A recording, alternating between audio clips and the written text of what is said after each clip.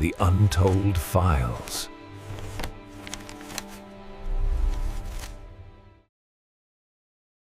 September 3rd, 1936, 2:47 a.m.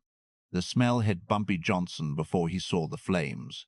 He was 3 blocks away when the acrid stench of burning wood and gasoline reached him through his bedroom window on 132 2nd Street.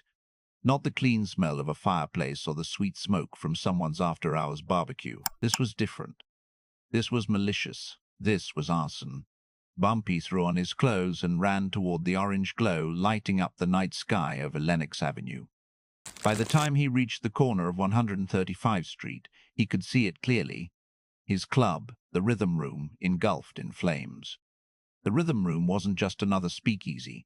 It was Bumpy's legitimate business, or as legitimate as anything could be in Harlem in 1936. 3 stories.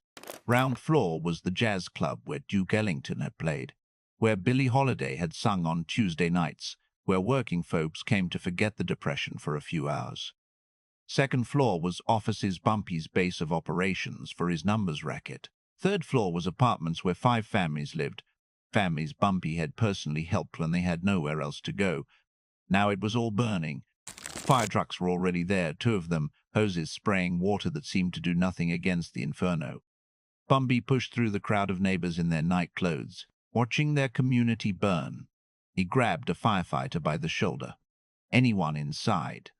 The firefighter, a young Irish kid who couldn't have been more than 25, looked at Bumpy with exhausted eyes. We got everyone out. 5 families from the apartments, the bartender who was closing up. Everyone's alive. How'd it start? The firefighter hesitated. Bumpy's reputation preceded him. Everyone in Harlem knew who Bumpy Johnson was. Gasoline. Multiple ignition points. Ground floor. 2nd floor. 3rd floor. All at the same time. This wasn't an accident, Mr. Johnson. Somebody wanted this place to burn, and they wanted to make sure nothing survived. Bumpy stood there watching his club burn. Flames were shooting out of the 3rd floor windows now, the roof starting to collapse. He'd built this place from nothing 5 years ago. Paid for it with money from the numbers game, yes, but he'd built it with his own hands, him and 20 guys from the neighborhood, working 12-hour days for 6 months. The Rhythm Room was more than a business. It was a symbol. It was proof that a black man from South Carolina who'd come to Harlem with nothing could build something real, something permanent. And now someone had burned it to the ground. Illinois Gordon appeared at Bumpy's side. He was breathing hard, his shirt buttoned wrong like he'd dressed in a hurry. Illinois had been Bumpy's right-hand man for 8 years. They'd done time together in Sing Sing, fought together in the Harlem Numbers War, built this empire together. In the Harlem Numbers War, built this empire together. Boss, I got witnesses. Bumpy didn't take his eyes off the flames. Talk. Mrs. Patterson across the street she couldn't sleep was sitting by her window. She saw 2 men, white men, pull up in a black Buick at 2:30 a.m. They went inside with gas cans, came out 5 minutes later without the cans, came out 5 minutes later without the cans, drove off heading downtown. She see their faces? Too dark. But she got the license plate. Illinois handed Bumpy a piece of paper. I already made some calls. Cars registered to the Lucchese family out of the Bronx. Bumpy's jaw tightened. The Lucchese family. Tommy Lucchese's crew. One of the 5 families that ran New York's Italian mob. Who from Lucchese's crew operates in Harlem? Frankie Colombo. He's been pushing into your territory for 6 months, trying to take over policy banks on the east side. You pushed back twice. Sent his collectors to the hospital. This is his answer. Bumpy watched the roof of the Rhythm Room cave in. Sparks shot into the night sky like angry fireflies. 5 families homeless. His business destroyed. His reputation challenged in front of the whole neighborhood. Illinois spoke quietly. What do you want to do, boss? Bumpy was silent for a long moment. Then, find Frankie Colombo. I want to know where he lives, where he eats, where he drinks, where he pisses.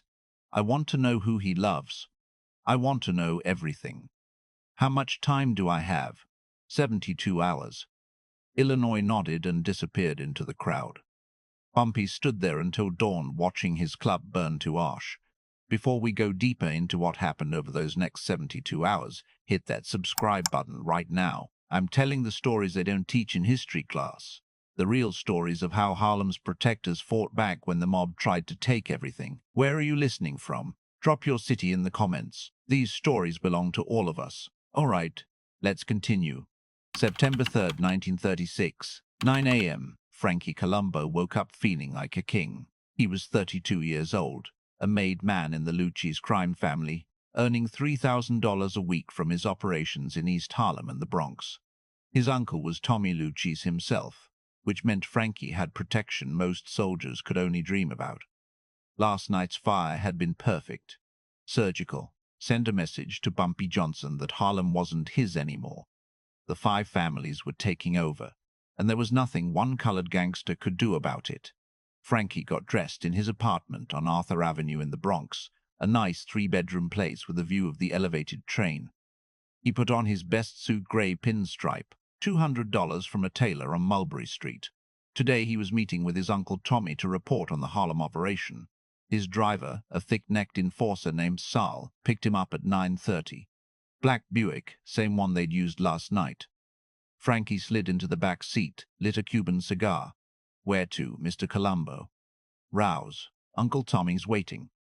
They drove south through the Bronx, heading toward East Harlem and the Italian neighborhood where Frankie had grown up. The streets were busy with morning traffic delivery trucks, factory workers heading to shift changes, mothers walking their kids to school. Frankie didn't notice the gray Ford that had been parked outside his apartment building. Didn't notice it pull into traffic 3 cars behind them. Didn't notice it follow them all the way to Rao's restaurant on 114th Street.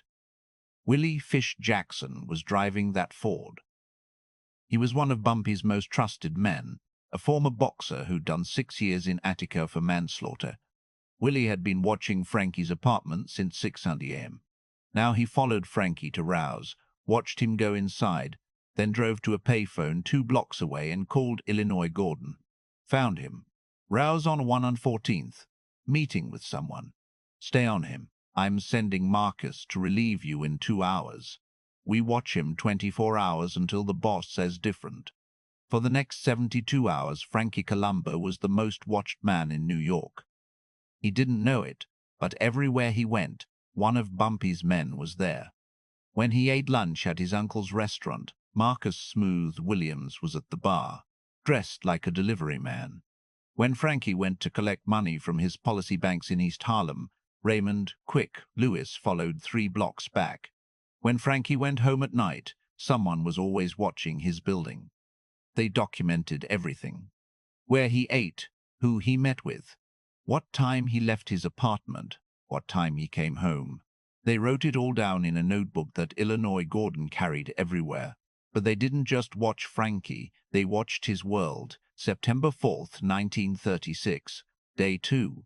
Bumpy Johnson sat in the back room of Small's Paradise on the 135th Street. It was a new temporary headquarters since the rhythm room was now a pile of ash and burned timber. Illinois Gordon spread photographs across the table. Black and white surveillance photos taken over the last 36 hours. This is everyone in Frankie's life, Illinois said. His driver, Sal. His uncle, Tommy Lucchese. His mother, Maria, she lives in the Bronx. He visits her every Sunday. His girlfriend, Rosalie, she's a showgirl at the Copa. His favorite restaurant, his barber, his bookie. Bumpy studied the photographs silently. Billamai continued. Frankie's got protection. His uncle's a boss. He's got 10 guys on his crew. He's connected. We can't just walk up and put a bullet in him that starts a war with the Lucchese family. We're not ready for that war. I know, Bumpy said quietly. So what's the play? Bumpy picked up a photograph. It showed Frankie standing outside a small grocery store in the Bronx, talking to an elderly Italian woman in a black dress. Who's this? His mother, Maria Colombo. 70 years old, widowed. Frankie's her only son. He visits her every Sunday at noon, brings her groceries, stays for lunch. Bumpy set down the photograph. Frankie burned my club because he thought I couldn't touch him. Thought his uncle's name would protect him. Thought his uncle's name would protect him. Thought being Italian made him untouchable in a colored neighborhood. He was wrong. Yes, he was. Bumpy looked at Illinois. But I'm not going to kill him. That's what he expects. That's what his uncle expects. That's what his uncle expects. That's what starts wars. Then what? I'm going to break him. Completely. In 72 hours, Frankie Colombo is going to be on his knees begging me for mercy. And then I'm going to let him live so he can spend the rest of his life remembering what happens when you burn Bumpy Johnson's club. Illinois waited. Here's what we're going to do. September 4th, 1936. 2 p.m. Frankie's first policy bank got hit at exactly 2 p.m. Frankie's first policy bank got hit at exactly 2 p.m. It was a storefront on the 16th Street, run by a man named Tony Baggs. Every day at 2 p.m., Tony collected the day's numbers, receipts about $2,000 in cash, and locked it in a safe until Frankie came to pick it up at 5:00. At 1:55 p.m., 3 men walked into Tony's storefront. They weren't masked. Didn't need to be. Everyone in East Harlem knew who Bumpy Johnson's men were. Marcus Smooth Williams, Willie Fish Jackson, and Raymond Quick Lewis. Tony Baggs looked up from his desk. His face went pale. We're closed. Marcus smiled. That's good, Tony, because we're closing you permanently. They didn't hurt Tony. Didn't need to. They opened the safe. Willie was an expert safecracker, took the $2,000 in cash, took all the numbers slips, and took Tony's ledger that showed every bet placed that week. Then Marcus left a note on the desk. This policy bank now belongs to Bumpy Johnson. Continue operating and you'll need a wheelchair. Harlem management. They left. Tony Baggs called Frankie Colombo 5 minutes later, voice shaking. Mr. Colombo, we got a problem. Bumpy Johnson's crew just robbed us, took everything. Frankie was in his car driving to another collection. What? How many guys? 3. They said this bank belongs to Bumpy now. Call the cops. Mr. Colombo, these are Bumpy's guys. The cops won't do nothing. Frankie hung up, furious. He immediately called his uncle Tommy Lucchese. Uncle Tommy, Bumpy Johnson just hit one of my banks. Tommy's voice was ice. How much did you lose? 2 grand. But that's not the point. He's challenging us. We need 2. Frankie, did you burn his club? Silence. Frankie, I asked you a question. Did you burn Bumpy Johnson's club without clearing it with me first? Yes. He was pushing back on our expansion. I needed to send a message. You stupid bastard. You started a war without permission. Now you handle it. Don't call me again until it's fixed. Tommy hung up. Frankie stared at his phone. His uncle, his protection, his power had just cut him loose. At 3:30 p.m., Frankie's second policy bank got hit. Same crew. Another $1,800 gone. Another node left behind. At 5 p.m., his third bank got hit. $2,200 gone. By 7 p.m., his third bank got hit. $2,200 gone. By 7 p.m., all 5 of Frankie's policy banks in East Harlem had been robbed. Total losses, £9,000, plus all the numbers, slips, and ledgers. His entire operation shut down in 5 hours. Frankie's crew was panicking. His collectors were calling him, asking what to do. His bettors were calling him, asking what to do. His bettors were calling, asking where to place their bets. And Frankie had no answers. At 9 p.m., Frankie sat in his apartment, drinking scotch, trying to figure out his next move. He'd lost $9,000. His uncle had disowned him. His operation was shut down. Then his phone rang. Yeah? Mr. Colombo. This is Vincent at the restaurant. We got a problem. Vincent ran one of Frankie's restaurants in the Bronx, a front for his loan sharking operation. What problem? Health inspector just showed up. With cops. They shut us down. Said we got violations, rats. Expired food, no permits. We're closed until further notice. Frankie's blood went cold. That's impossible. We just passed inspection last month. I know, but they said they got an anonymous tip. Mr. Colombo, I think this is connected to. Frankie hung up. This wasn't random. This was coordinated.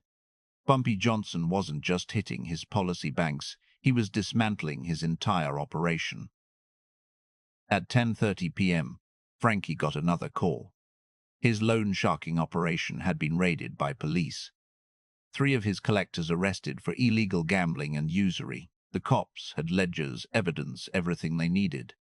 At 11:45 p.m., Frankie's driver Sale called. Boss, someone slashed all 4 tires on the Buick, and they left a note on the windshield. What's it say? Day 1 complete. Sleep tight, Frankie. Harlem. Frankie didn't sleep that night, stop for a second and think about what just happened. In 12 hours, Bumpy didn't fire a single shot, but he completely destroyed Frankie's empire. If you're realizing this is a different kind of revenge story, hit that like button. This channel is about the strategy, the chess game, the way real power works. What would you do in Frankie's position right now? Comment below. Alright, September 5th, 1936, 8 a.m., Frankie woke up to pounding on his apartment door. He grabbed the .38 revolver from his nightstand, stumbled to the door in his underwear, looked through the peephole. 2 men. Italian. Not Bumpy's crew. He opened the door with the chain still on. Who are you? Message from Tommy Lucchese. He wants to see you. Now. Rao's restaurant. Frankie got dressed fast. His hands were shaking. His uncle never summoned him this early unless something was seriously wrong. He took a cab to Rao's, didn't trust his slashed-tire Buick. When he walked into the restaurant at 8:45 a.m., his uncle Tommy was sitting at a corner table with 2 of his captains. Tommy Lucchese was 51 years old, one of the most powerful mob bosses in New York. He'd survived Prohibition, the Castellammares War, and the formation of the Commission. He hadn't survived by making stupid mistakes. Sit down, Frankie. Frankie sat. Tommy slid a newspaper across the table. The Daily News, page 12. Small headline, Harlem Club Fire Ruled Arson Police Investigating. You see this? Yes, Uncle Tommy. You know what this means? This means the police know your fire was arson. Which means if they connected to you, the commission has a problem. We don't need heat from cops right now. Understood? Yes, sir. Now I hear Bumpy Johnson hit all 5 of your policy banks yesterday. Took 9 grand. Shut down your loan operation. Got your restaurant closed by health inspectors. Is that true? Frankie's face was red. He's coming after me because I burned his club. But I can handle, you can't handle shit. Tommy's voice was cold. You started a war without permission. Now you're losing that war in public. You're making us look weak. One of the captains, a man named Sal Maroney, leaned forward. Frankie, you understand what happens if you can't fix this? If Bumpy Johnson keeps embarrassing you, it makes the whole family look soft. Makes it look like we can't protect our own guys. That's bad for business. Tommy stood up.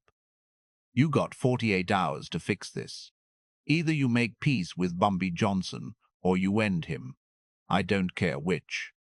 But you fix it, or I fix you. Capis. Yes, Uncle Tommy. Good. Now get out. You're making me lose my appetite. Frankie left Rouse feeling like he was going to vomit. His own uncle had just threatened him. If he couldn't fix the situation, the family would kill him themselves. He spent the rest of the morning trying to rebuild. Called his policy bank operators, tried to reopen, but word had spread through East Harlem Bumpy Johnson had shut Frankie down. Nobody wanted to work for a guy who couldn't protect them. He called his collectors, tried to restart his loan sharking, but his collectors were scared. Mr. Colombo, Bumpy's crew is watching everything. We can't operate. At 2 p.m., things got worse. Frankie's girlfriend, Rosalie, called him crying. "Frankie, someone broke into my apartment." "What? Are you okay?" "I'm fine, I wasn't here. But they didn't steal anything, they just left a note on my bed. It says, 'Frankie, we know where she sleeps. Harlem.'" Frankie's blood ran cold. They'd gone after his girlfriend. Not hurt her. They'd gone after his girlfriend. Not hurt her, just let him know they could. At 4 p.m., his barber called. "Mr. Colombo, you can't come here no more. Some colored guys came by, told me if I cut your hair again, they're gonna burn my shop down. I got a family, Frankie. I can't afford that." At 6 p.m., his favorite restaurant called. Same message. "Don't come back, Frankie. Bumpy's guys said they'll shut us down." By 8 p.m., Frankie realized what was happening. Bumpy wasn't just attacking his businesses, he was attacking his entire life, isolating him, making him toxic, making everyone afraid to be near him. At 10 p.m., Frankie sat in his apartment with his gun on the table, jumping at every sound. He hadn't eaten all day, couldn't sleep. Every car that drove by, every footstep in the hallway, he thought it was Bumpy's crew coming for him. His phone rang. Unknown number. "Yeah?" A voice he didn't recognize. Calm, almost friendly. "Frankie Colombo. Who's this?" "This is a courtesy call from Harlem. Tomorrow is day 3. You have one chance to make this right. Sunset tomorrow, come to the ruins of the rhythm room. Come alone. Come unarmed. Bumpy Johnson wants to talk. And if I don't, then day 3 gets worse. Much worse. Your choice, Frankie. Sunset tomorrow. Don't be late." Click. Frankie stared at the phone. He was trapped. If he went, Bumpy might kill him. If he didn't go, Bumpy would keep destroying everything he had. He had 12 hours to decide. September 6, 1936, 7 a.m. Frankie called his Uncle Tommy at dawn. "Uncle Tommy, I need help." "What now?" "Bumpy Johnson wants to meet. Tonight at sunset. At the ruins of the club I burned. He wants me to come alone and unarmed." Tommy was quiet for a moment. Then go. "What?" "Uncle Tommy, he could kill me. Frankie, if Bumpy Johnson wanted you dead, you'd be dead already. He's had 72 hours to put a bullet in your head. He had 72 hours to put a bullet in your head. He hasn't. That means he wants something else. What does he want? I don't know, but you're going to find out. And Frankie, whatever he asks for, you give it to him. You understand? You fix this mess you created." Tommy hung up. Frankie spent the day preparing. He wrote letters, one to his mother, one to Rosalie, one to his uncle, just in case he didn't come back. At 6:30 p.m., he got into a cab, told the driver to take him to Lenox Avenue and 135 Street. When he arrived at 7:15 p.m., the sun was setting. The ruins of the rhythm room were still there. Burned walls, collapsed roof, the shell of what had been a beautiful building. Frankie walked through the rubble. His shoes crunched on broken glass and charred wood. "Mr. Moth, Colombo." Frankie spun around. Bumpy Johnson was standing in what used to be the main room of the club. He wasn't alone. Illinois Gordon, Marcus Williams, Willie Jackson, Raymond Lewis, all of Bumpy's top men were there, all armed. But Bumpy's hands were empty. "Thank you for coming," Bumpy said quietly. Frankie's voice cracked. "What do you want?" "Walk with me." Bumpy led Frankie through the ruins. He pointed to the burned stage. Duke Ellington played there. "Did you know that? Billie Holiday sang there every Tuesday. People came from all over Harlem to hear her." He walked to the stairs. 5 families lived upstairs. The Martinez family, they'd been evicted from 3 places before I gave them an apartment here. Mrs. Washington, she's 73 years old, been in Harlem since 1910. She lost everything she owned in your fire. He turned to face Frankie. "You burned this place because you wanted to send me a message. You wanted to show me that Italians run this city. that a colored man can't own nothing without your permission. That about right?" Frankie didn't answer. "I'm going to teach you something, Frankie. You want to send a message? You do it without burning down people's homes. You do it without destroying what took years to build. You do it like a man, face to face." Bumpy stepped closer. "Now, here's what's going to happen. You're going to leave Harlem. Forever. Your policy banks, your loan operations, your protection rackets, all of it. Gone. You're going to tell your uncle that Harlem is off limits to the Lucchese family. I can't do that. My uncle will. Your uncle will accept it, because the alternative is I go to war with your family. And I promise you, Frankie, that war will cost Tommy Lucchese more money and more men than Harlem is worth. He's a smart businessman. He'll make the smart choice." Frankie was shaking. "What else? You're going to rebuild this club? Out of your own pocket? I don't care if it takes every dollar you have. This club reopens in 6 months, exactly as it was. You hire the same architect, the same builders. You make it perfect. That'll cost $40,000.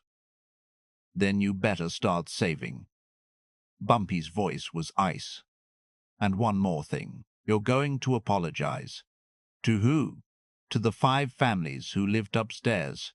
To Mrs. Washington. To the Martinez family. You're going to look them in the eye and apologize for burning their homes." Frankie's face was red. "I'm not apologizing to a bunch of Bumpy, moved so fast." Frankie didn't see it coming. One punch to the stomach, Frankie doubled over, gasping. "Choose your next words carefully," Bumpy said quietly. "Because I gave you a chance to fix this with money and apologies.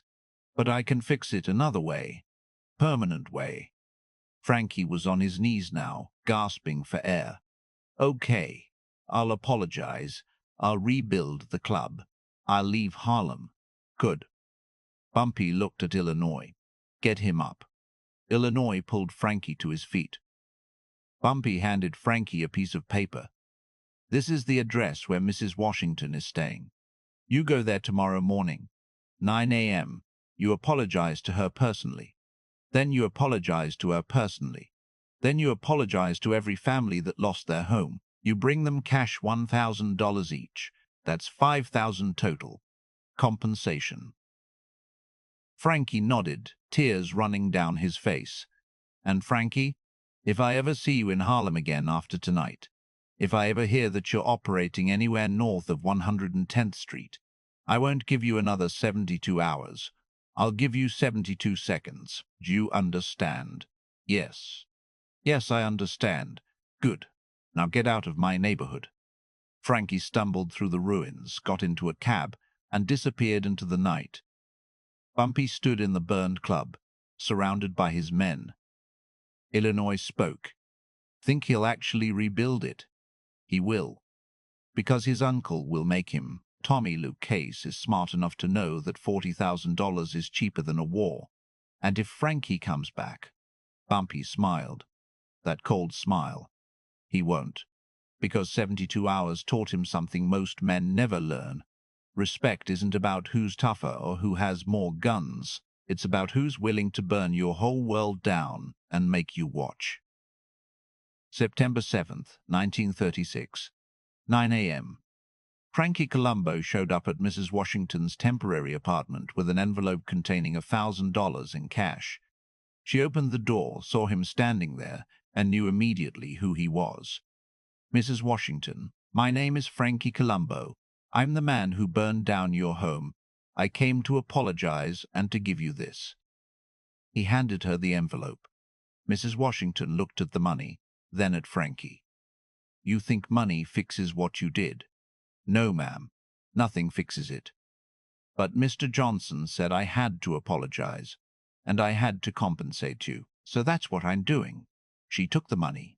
"You're lucky Mr. Johnson is a better man than you, because if it was up to me, you'd be in the ground." She closed the door in his face. Frankie repeated this scene 4 more times that day. Each family took the money. None of them forgave him. By September 10th, Frankie Colombo had officially pulled all his operations out of Harlem. His uncle Tommy Lucchese made it clear to the commission Harlem was Bumpy Johnson's territory. The Lucchese family would not challenge that. By March 1937, 6 months after the fire, the rhythm room reopened, rebuilt from the ground up with Frankie Colombo's money. Same layout, same stage, same apartments upstairs. Duke Ellington played opening night. Billie Holiday sang. 3,000 people from Harlem celebrated. Bumpy Johnson stood in the back, watching his club come back to life. Illinois Gordon approached. Frankie Colombo paid for all of it. $42,000 total. He's broke now. His uncle cut him off completely. Last I heard, Frankie's running numbers in New Jersey. Small time. Nobody. Bumpy nodded. Good. Boss, why didn't you just kill him? Would have been easier. Bumpy looked at Illinois. Because killing him would have made him a martyr. Breaking him made him a lesson. Now every mobster from here to Chicago knows you can burn Bumpy Johnson's club, but you'll spend the rest of your life paying for it. That's a better message than a bullet. The Rhythm Room operated for another 30 years. It became one of the most famous jazz clubs in Harlem's history, and nobody ever burned it down again.